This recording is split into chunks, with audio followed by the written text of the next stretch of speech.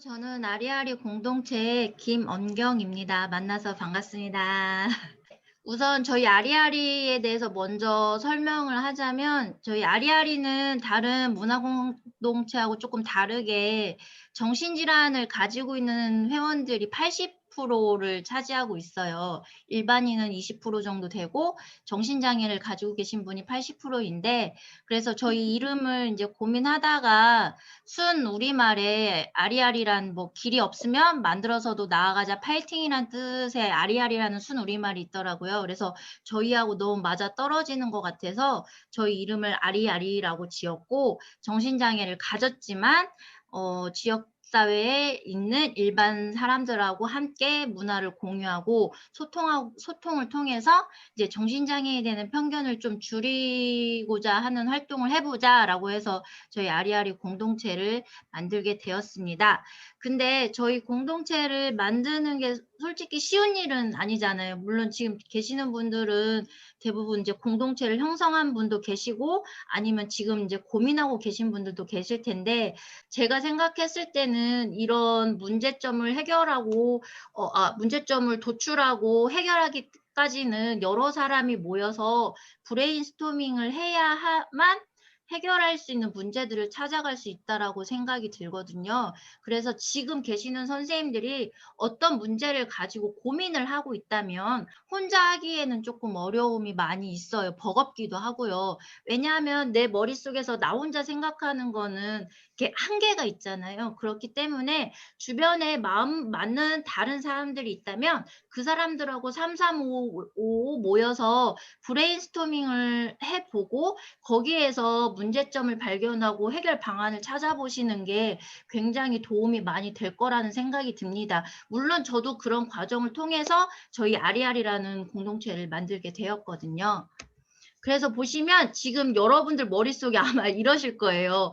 이런 생각 저런 생각 하면서 다양한 문제로 머릿속에 복잡하게 여러 가지가 있을 거예요.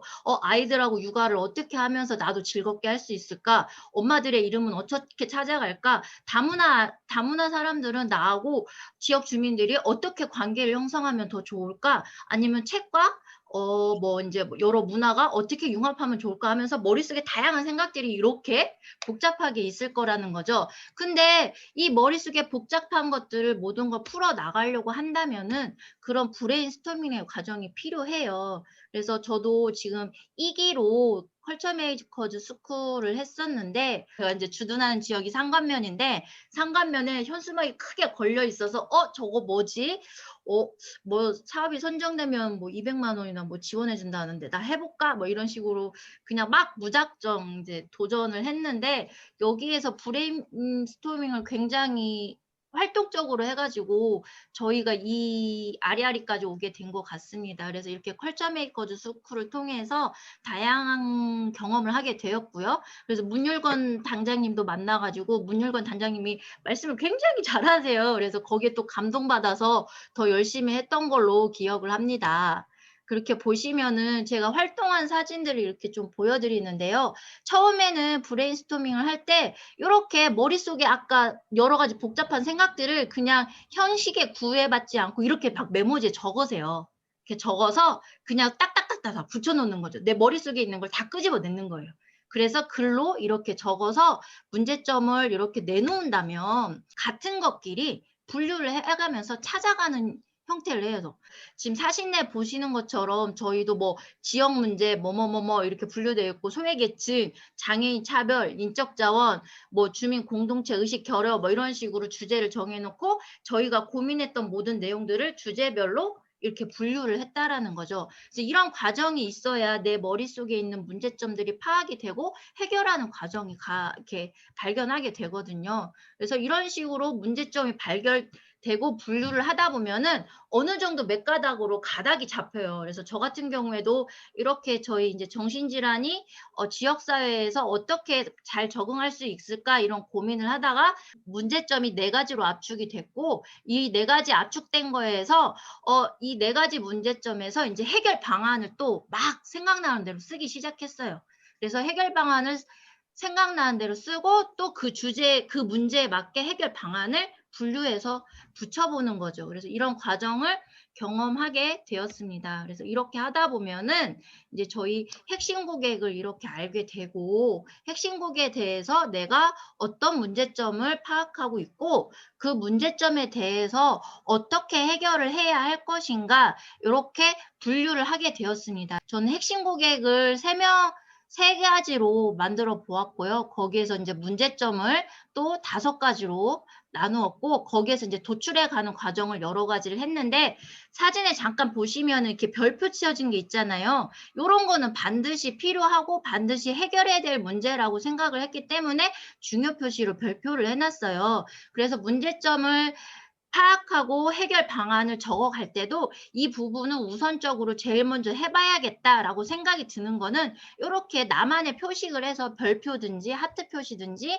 뭐 V 표시라든지 내가 쉽게 더 보고 찾을 수 있게 표시를 해 두시면은 나중에 '아 이것부터 내가 해야겠구나.'라는 인식이 자꾸 생기거든요. 그래서 이런 식으로 한번 분류를 해 보시면은 좋은 브레인스토밍 방법일 것 같아요. 그래서 주변에 분명히 같은 생각을 가지고 계신 분들이 있을 거예요. 그니까 뭐 335 모이셔 가지고 집이든 식당이든 뭐 어디든 간에 모이셔서 이렇게 그냥 종이 하나 큰 거 하나 펼쳐 놓고 막 적어 보시는 것부터 연습을 해 보시면은 쪼끔 더 도움이 될 것 같습니다.